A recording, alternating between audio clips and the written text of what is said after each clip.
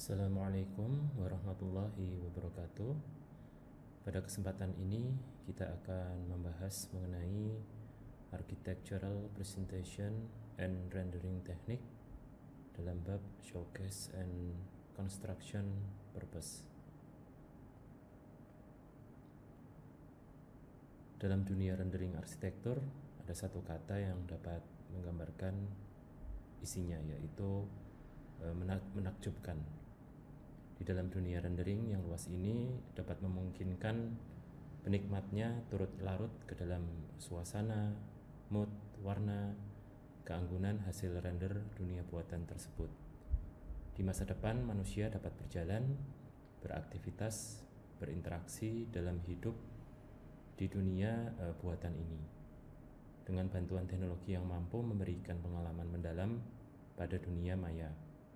Bahkan saat ini pun kita sudah bisa menikmati melalui game open world dan film-film fantasi dengan adegan yang menakjubkan dihasilkan dari gambar rendering tersebut.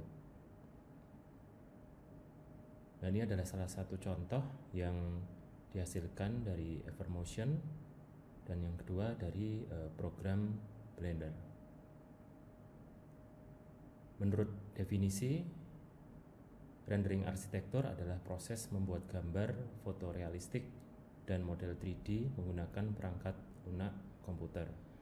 Untuk membuat gambar virtual ini, banyak elemen yang mesti kita atur seperti pencahayaan, sudut pandang, refleksi atau pantulan, lingkungan sekitar, tekstur, dan material. Sebenarnya ada banyak cara untuk menampilkan elemen-elemen ini tanpa rendering fotorealistik yang membutuhkan perangkat hardware dan software khusus. Selain itu juga menuntut kemampuan skill yang mumpuni serta menghabiskan waktu yang cukup signifikan. Gambar presentasi atau gambar arsitektur memang dibuat untuk keperluan showcase. Oleh sebab itu, ia sengaja dibuat tampak seindah dan senyata mungkin. Bahkan tak jarang gambar ini mendapatkan sentuhan efek dramatisasi agar lebih tampak impresif. Tujuannya tentu agar menarik perhatian, meyakinkan pemirsa atau pemberi tugas, dan menunjukkan pesona dari karya arsitektur itu sendiri. Dan tentunya hasil karya dari render ini dapat dibanggakan oleh pembuatnya. Meskipun demikian, aspek informasi dari gambar tetap harus diperhatikan, karena gambar arsitektur tidak bisa disamakan dengan karya seni lain seperti lukisan yang cukup indah saja, tapi juga harus bersifat informatif bagi yang mengamati, bagi yang memerlukan dokumen tersebut. Misalnya gambar denah. Meskipun dalam denah presentasi tidak selalu jelas menampilkan informasi yang penting tergantung dari level of detail. Misalnya posisi kolom atau material dinding, gambar tersebut tetap harus dapat menunjukkan dengan baik jenis ruang, ukuran, sirkulasi, komposisi, dan lain sebagainya. Ini berikut ini adalah salah satu atau beberapa contoh dari hasil render untuk keperluan showcase. Kita lihat bahwa hasil render ini tetap memenuhi kaidah-kaidah prinsip-prinsip komposisi, dimensi, tekstur, material, dan sebagainya. Meskipun memang sudah melalui proses dramatisasi agar nampak suasana dan mood yang diharapkan ya oleh arsiteknya. Nah, kita akan kembali lagi ke tujuan utama dari gambar render adalah membantu pembaca atau pemirsa untuk dapat memberikan gambaran atau ilustrasi bagaimana sebetulnya hasil akhir yang direncanakan dari sebuah karya arsitektur bila mana terwujud.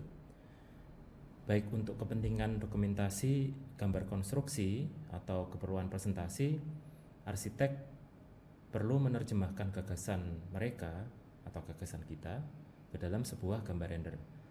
sehingga pihak yang tidak terlibat langsung dalam proses desain dapat memahami ruang dan pengalamannya dengan mudah. Bagaimanapun juga, tidak semua arsitek memiliki kemampuan yang mumpuni atau waktu yang cukup untuk memproduksi kualitas render yang super realistis atau fotorealistik. Sehingga jika Anda dihadapkan dengan permasalahan tersebut, dengan berbagai kendala dan permasalahan, berikut ada beberapa metode yang dapat kita gunakan untuk memproduksi gambar render yang tetap berkualitas. Ini adalah beberapa metode alternatif yang dapat kita gunakan sebagai pengganti metode gambar fotorealistik atau render dengan generated komputer. Yang pertama adalah dengan sketsa tangan atau hand drawn sketches. Kemudian yang kedua adalah gambar digital dengan kolase-kolase. Kemudian dengan hybrid, baik itu mencampur ya antara mengintegrasikan antara gambar manual dengan gambar digital. Kemudian tentunya dengan market fisik. Nah, ini tentunya dengan ada metode dan skill yang berbeda seperti fotografi dan seterusnya. Yang pertama adalah hand drawn atau gambar manual. Sketsa dan gambar manual adalah beberapa bentuk seni dua dimensional yang bisa dibilang cukup tua atau yang tertua. Di bidang arsitektur, gambar manual digunakan untuk menyampaikan perspektif, komposisi, tekstur, pola, hierarki di arsitektur, dan lain sebagainya. Biasanya gambar-gambar sketsa manual tangan memiliki warna monokromatik. Nah, teknik arsiran digunakan untuk mengilustrasikan kedalaman ruang, menciptakan ilusi cahaya, pembayangan, dan perspektif. Nah, misalnya pada gambar yang di sebelah kanan ini kita dapat melihat bahwa sketsa ini memiliki perspektif yang sangat baik, diperlihatkan dengan warna yang semakin kabur dan buram di bagian atau elemen-elemen gambar yang terlihat jauh. Nah, bagi sebagian arsitek, ya mungkin sebagian besar, sketsa masih dianggap sebagai salah satu alat komunikasi dan ilustrasi terpenting untuk mengisi gap ya kesenjangan antara proses dokumentasi dan produksi. Kemudian kita masih di gambar tangan. Menjelang akhir abad ke-17 di Prancis, para engineer, para insinyur, arsitek mulai menggunakan pewarnaan dalam gambar-gambar mereka. Mereka mengembangkan simbol berwarna yang dapat dipahami oleh pekerja, oleh craftsmanship ya, oleh craftsman atau oleh tukang untuk menunjukkan material dan menjelaskan lanskap. Dan saat cat air dan metode melukis ya, seni lukis baru sedang dikembangkan di negara Belgia, sketsa mulai diterbitkan dengan gaya yang lebih artistik ya, memadukan lanskap, kemudian background latar belakang dengan skala orang yang mengarah ke render ya yang lebih fotorealistik ya. Dan ini adalah bentuk dari usaha untuk memproduksi fotorealistik yang pertama kali menggunakan sketsa tangan dengan pencampuran cat air ya, cat berwarna. Mempertimbangkan betapa menariknya gambar-gambar ini ya secara estetik, para arsitek mulai menjual karya mereka sebagai karya seni dan terus berkembang hingga saat ini. Nah, kemudian ini kita akan bergerak membahas metode yang kedua, yaitu digital. Di teknik digital ini ya salah satu gaya visualisasi yang paling populer yang digunakan dalam dunia arsitektur dan desain selama dekade terakhir adalah gambar digital. Ini adalah media yang luas dengan berbagai teknik, berbagai gaya ya, berbagai skill, diantaranya hyperrealism rendering real time dan gambar tangan tradisional. Jadi di sini juga ada kaidah-kaidah ya, ada campur tangan hybrid ya, dan memungkinkan arsitek untuk bereksperimen dengan kolase, dengan warna, dengan tekstur, dan overlay dari berbagai material. Selain mengerjakan dengan program komputer, perangkat lunak seperti Morpholio ya memfasilitasi detail gambar dan merender kedalaman atau ketinggian, dena, dan bagian secara digital dengan tangan di gadget-gadget yang memang dia diperkenankan untuk dengan coretan tangan. Nah, kemudian ada metode hybrid. Nah, sederhananya perspektif aksonometri adalah proses transformasi gambar dari 2 dimensional ya menjadi gambar 3 dimensional. Jadi ini adalah produksi dari gambar ortogonal ya, proyeksi ortogonal menjadi gambar dimensional yang sebelumnya dihasilkan melalui gambar program CAD ya, Computer Aided Drawings. Proyeksi ortografi ini digunakan untuk mengilustrasikan tampilan geometrik dan struktural yang lebih ke arah teknik. Nah, seringkalinya dokumen 3 dimensional ini kemudian diekspor ke perangkat lunak rendering untuk memulai proses visualisasi. Namun jika kita terkendala dengan proses digital tersebut, Anda dapat mencetak perspektif aksonometrik ya, baik aksonometrik maupun ortogonal, dan memulai mewarnai dengan gambar ya secara manual pada lembar transparan. Jadi dicetak dulu, kemudian kita dapat mengoverlay dengan gambar tangan kita ya. Nah, sehingga dengan pengaturan tulisan atau gambar kita ya secara manual, kita dapat memberikan suasana lebih ya, yang kita imajinasikan, yang kita rencanakan, sehingga juga dapat lebih mudah dipahami oleh para klien ya. Nah, kemudian yang terakhir dari metode keempat ya, selain dari fotorealistik yang dihasilkan oleh sebuah komputer, berikutnya adalah kita menggunakan maket model 3 dimensional. Menggunakan maket 3D ini adalah salah satu teknik yang sebetulnya yang paling membantu dan paling menghemat waktu ya dari sisi biaya maupun waktunya. Namun yang kita harus lakukan adalah menentukan lingkungan sekitar proyek ya, atau lingkungan sekitar dari maket itu, dan bagaimana kita ingin dapat memanipulasi cahaya ya, pencahayaan itu lighting di dalam studio pada saat kita memotret maket ini itu sangat dipentingkan. Nah, manipulasi cahaya dan bayangan menggunakan lighting, menggunakan ring light, menggunakan center ya, dengan pewarnaan suhu tertentu ya, derajat Kelvin tertentu, itu akan menentukan dari suasana dan visualisasi yang dihasilkan oleh jepretan foto tersebut. Nah, dari hasil jepretan foto-foto tersebut yang sudah kita dokumentasikan, kita dapat mengekspor ya, mengimport ke software-software pemroses foto, misalnya seperti Photoshop, seperti GIMP ya, dan seterusnya. Dan kita bisa menambahkan beberapa material lain ya, beberapa overlay lain di situ jika kita kehendaki, misalnya seperti penambahan langit, penambahan komponen-komponen lain, sehingga dengan maket tersebut itu kita dapat memberikan visual yang lebih realistis, yang lebih dramatis.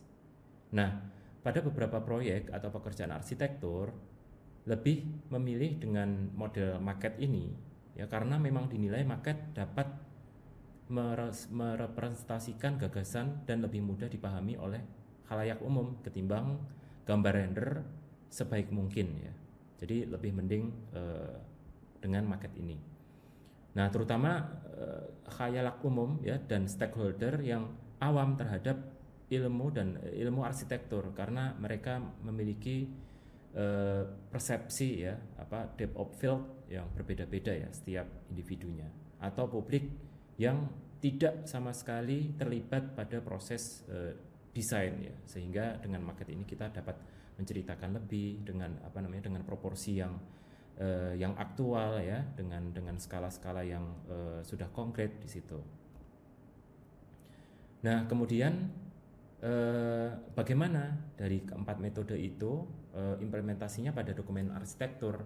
Nah, pada kesempatan ini kita akan membahas bagaimana strategi memproduksi gambar teknik untuk keperluan konstruksi dan keperluan presentasi seperti pada desain report, poster atau aprep dan lain sebagainya. Jadi ada dua dokumen yang harus kita bedakan untuk keperluan konstruksi dan untuk keperluan presentasi yang biasanya bertujuan untuk kepentingan showcase.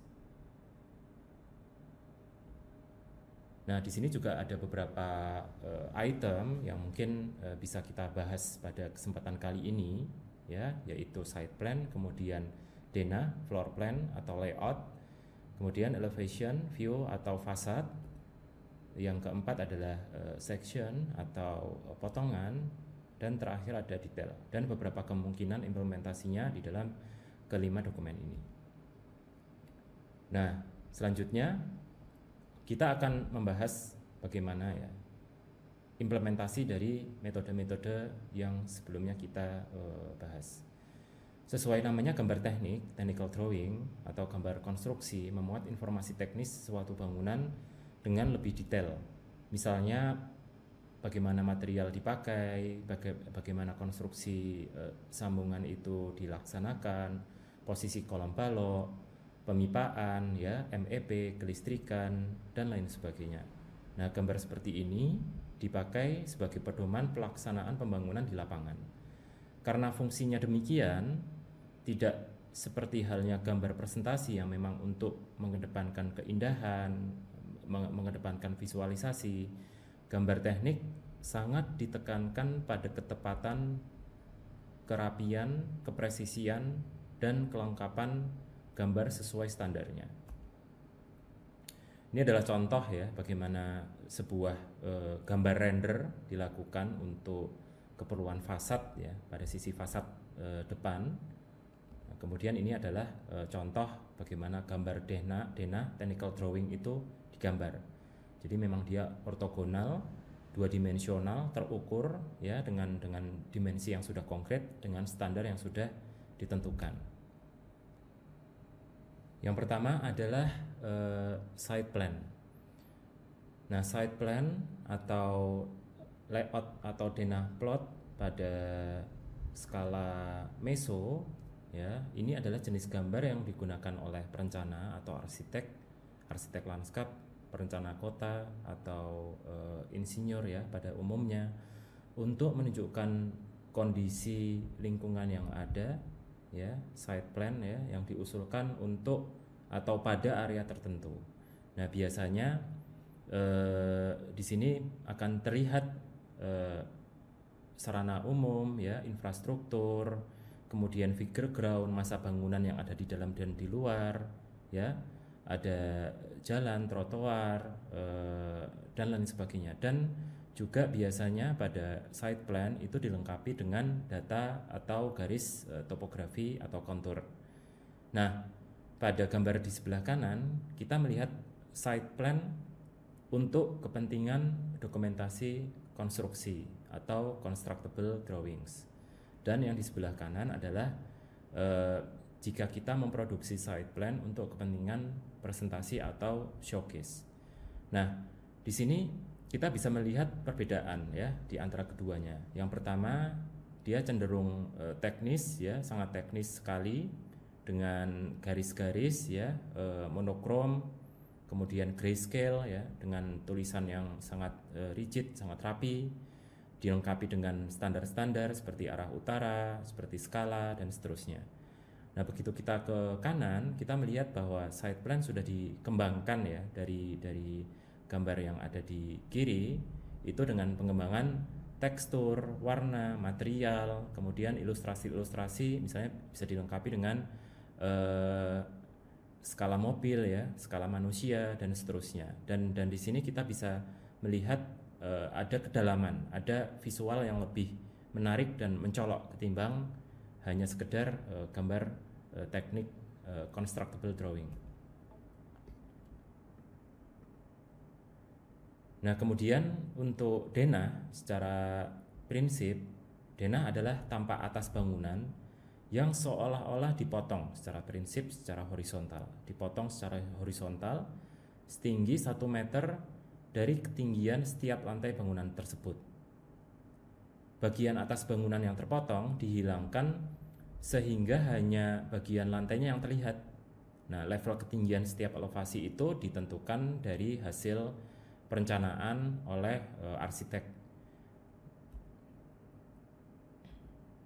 Nah, gambar ini menunjukkan contoh denah yang diproduksi oleh software CAD, Computer Aided Drawings, dengan format hitam putih atau grayscale ya, dengan tebal tipis tertentu atau gradasi abu-abu. Nah, biasanya format ini tadi untuk keperluan dokumentasi konstruksi. Nah, secara fungsi kita harus mengerti fungsi dari denah itu sendiri, antara lain untuk menunjukkan fungsi ruang, susunan ruang, sirkulasi, dimensi, letak bukaan ya, pintu dan jendela, isi ruang atau layout. Kemudian di beberapa denah itu ada spesifik, ada kepentingan spesifik seperti menunjukkan perencanaan air, perencanaan listrik, perencanaan pencahayaan, AC ya, pada denah dengan fungsi-fungsi tertentu. Nah, berikut ini ya, gambar di sebelah kanan adalah gambar yang telah dikembangkan dari gambar sebelumnya dengan pemberian warna. Nah, dapat kita perhatikan ada pemberian warna yang menunjukkan area indoor dan outdoor, area basah dan kering, dan kemudian layout furniture. Jadi kita lebih mudah dalam mengidentifikasinya. Nah, pada gambar denah presentasi ada yang menggambar dinding yang terpotong dengan blok warna hitam. Ini sekali lagi tergantung dari LOD yang disasar.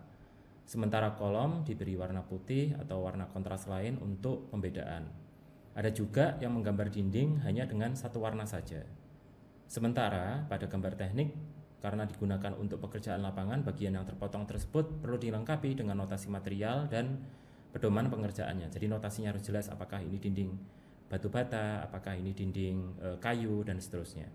Nah, untuk teknik penggambaran pada gambar denah yang terpotong tadi, dengan garis yang lebih tebal, sisanya digambar menggunakan garis yang lebih tipis. Nah, berikut ini ya adalah pengembangan lanjutan lagi dari gambar sebelumnya dengan pemberian tekstur material. Nah, dari sini dapat kita perhatikan pemberian warna, tekstur yang berbeda di setiap material, tutupan ya, furniture, sehingga dengan pemberian tekstur ini akan memberikan kesan yang lebih menonjol ya, yang lebih nendang istilahnya ya, dan hidup, jadi lebih hidup daripada dua gambar sebelumnya dengan CAD maupun hanya dengan pewarnaan. Kemudian ada contoh lain ya, implementasi pada gambar tampak.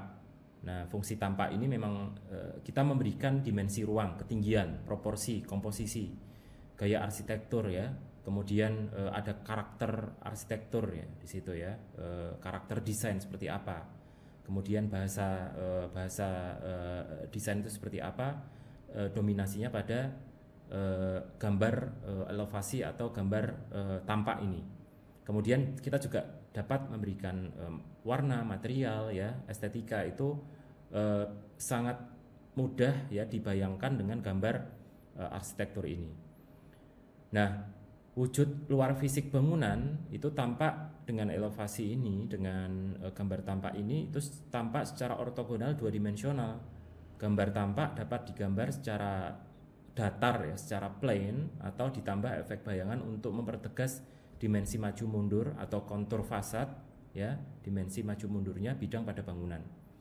Nah, ini adalah contoh bagaimana gambar tampak diproduksi untuk keperluan konstruksi. Kemudian untuk penamaan yang perlu kita ketahui bahwa penamaan dari fasad ini atau tampak ini itu disesuaikan dengan si arsiteknya itu sendiri, apakah tampak depan, tampak samping kiri, tampak samping kanan.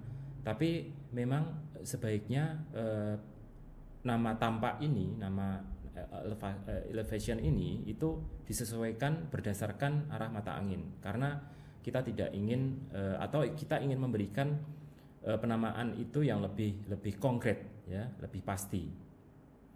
Nah, kemudian kita juga dapat memberikan nama tampak ini itu dengan menghadap ke sebuah danau tertentu, hadapan ke sebuah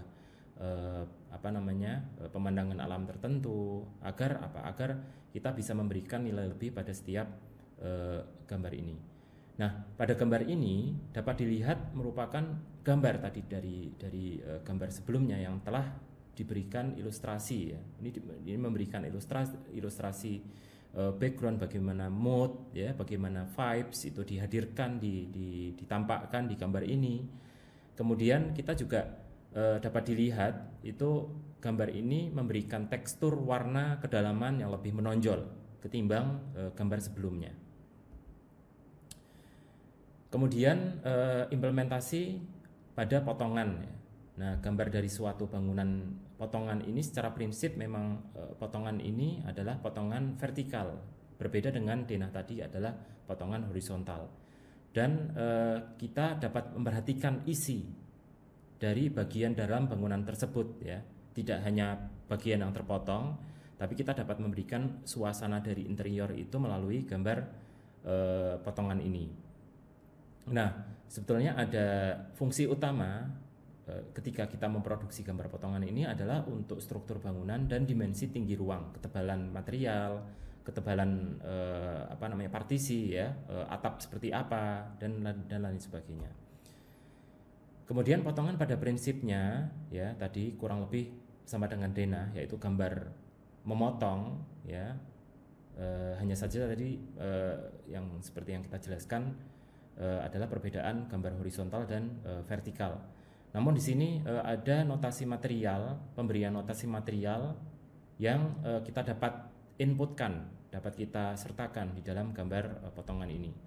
Nah, gambar potongan ini memang secara prinsip dua dimensional, ortografik, dan sebaiknya tidak melibatkan ya, tidak ada satu titik hilang atau kesan perspektif di dalam gambar potongan ini.